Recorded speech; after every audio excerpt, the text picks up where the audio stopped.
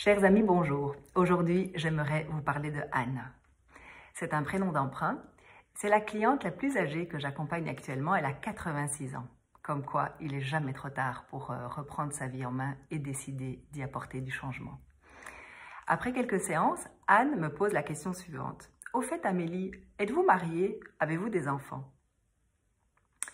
Là, je me dis, tiens, question étonnante, mais peut-être que Anne veut en savoir un petit peu plus sur moi pour savoir si j'ai une quelconque légitimité pour l'accompagner, moi, qui ai quand même l'air même plus jeune que ses propres enfants. Et à la question qu'elle me pose, je lui dis, j'ai 3 enfants et je suis divorcée.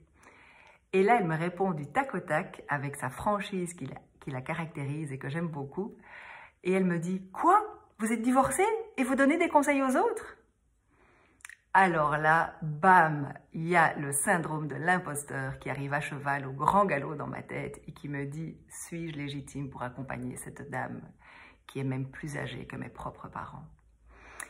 Et je lui réponds en 2 temps. Dans un premier temps, je lui dis, d'abord, en tant que coach, je ne donne pas de conseils. Effectivement, tout l'art du coaching est de poser des questions puissantes et d'amener la personne à se reconnecter à ses propres ressources et qu'elle trouve elle-même les solutions à la problématique qui l'a amenée chez moi.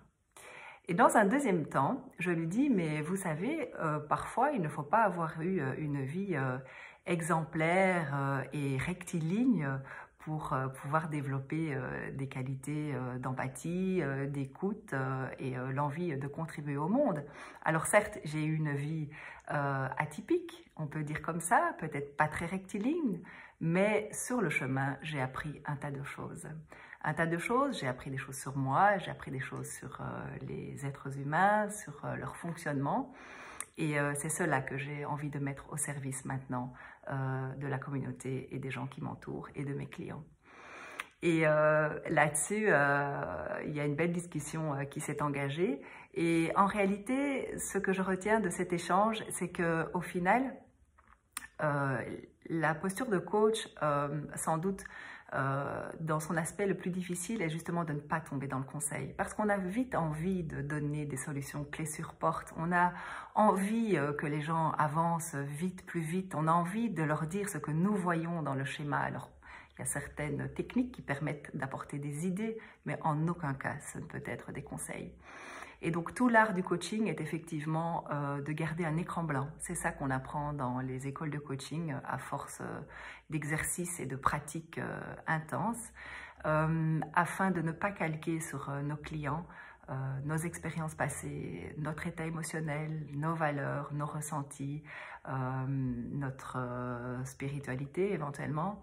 Donc voilà, l'art du coaching est d'accueillir le client avec ses valeurs, ses ressentis, son état émotionnel, ses envies, ses désirs et de l'accompagner avec peut-être un autre regard de notre part, avec peut-être une autre lumière qu'on apporte sur une question et bien de l'amener à trouver ses propres solutions. Voilà, c'est ça que j'avais envie de vous partager aujourd'hui, c'était la question choc de Anne. Et puis vous dire aussi que j'ai effectivement eu une vie atypique, je l'aime comme elle est, comme ça, avec tout ce que j'ai appris sur le chemin, avec toutes les rencontres que j'ai pu faire jusqu'à aujourd'hui.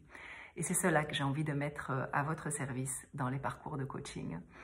Et je vous accompagnerai avec cette posture de coach riche de mes expériences et ces expériences et cet accueil que j'aurai de vous transparaîtra dans ma posture et non pas dans les conseils que je ne vous donnerai pas. À bientôt!